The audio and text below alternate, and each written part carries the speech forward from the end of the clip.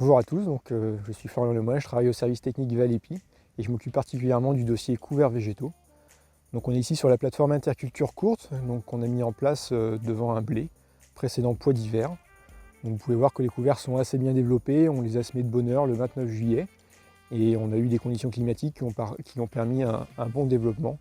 Et on a des biomasses qui sont assez élevées, on a pour les meilleures espèces ou mélanges 6 à 8 tonnes de matière sèche par hectare, ce qui est assez important.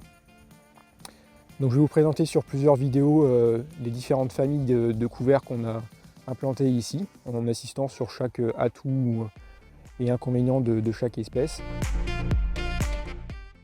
Donc on va commencer avec les crucifères, les crucifères qui sont la principale famille de couverts utilisés en interculture. Donc les crucifères ont plein d'intérêts, les principaux c'est de faire déjà une belle biomasse, comme on peut le voir ici avec les moutardes, mais c'est aussi des espèces qui sont très faciles à implanter, qui vont lever assez facilement, et qui vont avoir un développement plutôt intéressant même en conditions sèches. C'est aussi des espèces qui vont structurer facilement le sol dans les horizons plus profonds avec un pivot assez puissant. Donc c'est plutôt intéressant. Et c'est aussi des espèces qui vont avoir une facilité à absorber l'azote comparé à d'autres où c'est moins intéressant. Pour les moutardes, donc on a ici de la moutarde blanche, donc c'est ce qu'on retrouve le plus fréquemment dans nos couverts végétaux. Il y a deux typologies de moutarde. Une moutarde qui va plutôt être tardif, donc ici qu'on a à travers la variété classique, et une moutarde qui va être plutôt précoce, comme ici avec la Cargol. L'idée c'est que une moutarde précoce va se semer plus tardivement pour des choses autour du 1er 15 septembre, alors qu'une moutarde plus tardive, une moutarde verte aussi appelée comme ça, va pouvoir se semer sur des semis plus précoces, autour de début août, 15 août, et fleurir moins facilement. Alors une autre espèce de moutarde qu'on peut retrouver dans nos mélanges de crucifères, c'est la moutarde brune, donc c'est une cousine de la moutarde blanche. Pas beaucoup de différence, si ce n'est qu'elle est plus sensible au stress climatique, donc dès qu'on va avoir soit un manque d'azote, soit des températures un peu plus chaudes ou un manque d'eau, elle va monter beaucoup plus facilement à graines, beaucoup plus facilement en floraison, donc ça peut être quelque chose d'un petit peu limitant dans certaines situations.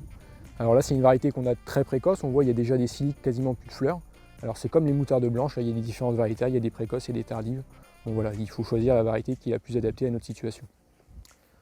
On a ensuite une autre moutarde, alors c'est la moutarde d'Éthiopie ou d'Abyssinie. Alors c'est une moutarde en fait qui ressemble pas forcément à une moutarde, c'est plutôt l'aspect d'un chou que d'une moutarde. Mais c'est quelque chose qui est plutôt bien pour les semis précoces, donc c'est une moutarde qui est tardive, qui va monter à floraison assez tardivement. Et par rapport aux autres moutardes, alors les moutardes blanches sont généralement anti-nématodes, la moutarde d'Abyssinie, elle, ne l'est pas du tout. Donc il faudra faire attention pour les précédents betteraves, où les nématodes peuvent poser problème. Mais sinon c'est une moutarde qui est plutôt intéressante et qui fait une biomasse qui est relativement importante. Ensuite une autre crucifère, alors c'est la cameline, on voit c'est un développement qui est beaucoup plus faible, mais qui a un cycle beaucoup plus précoce. Beaucoup plus court, et c'est aussi quelque chose qu'on peut utiliser en culture en dérobé, un petit peu comme le sarrasin. Bon, on voit en termes de biomasse et de développement racinaire, c'est beaucoup plus moyen par rapport à une moutarde, mais ça fait quand même le travail. Ensuite on passe au radis. Alors il y a deux grands types de radis dans les crucifères. Il y a les radis fourragers, donc on a deux variétés, une variété tardive, une variété précoce.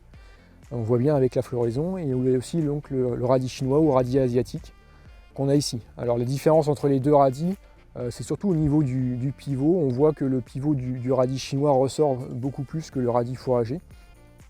Le radis chinois, c'est aussi en tendance des variétés qui sont beaucoup plus tardives, qui vont monter à graines beaucoup plus difficilement. Et puis c'est aussi surtout beaucoup plus facile à détruire qu'un radis fourragé, où on peut avoir des problèmes de grenaison et des problèmes après de désherbage dans les cultures suivantes, qu'on n'a pas avec le radis chinois. Le seul petit bémol, c'est par rapport au pivot. Un radis fourragé va être moins sensible au tassement, il va descendre quand même si on a un tassement, il va réussir à casser cette croûte, alors que le radis chinois, dès qu'il va y avoir un tassement un peu trop compliqué à passer, on voit ça va ressortir comme ça, et en fait le travail il va être moins bien fait qu'un radis fourragé.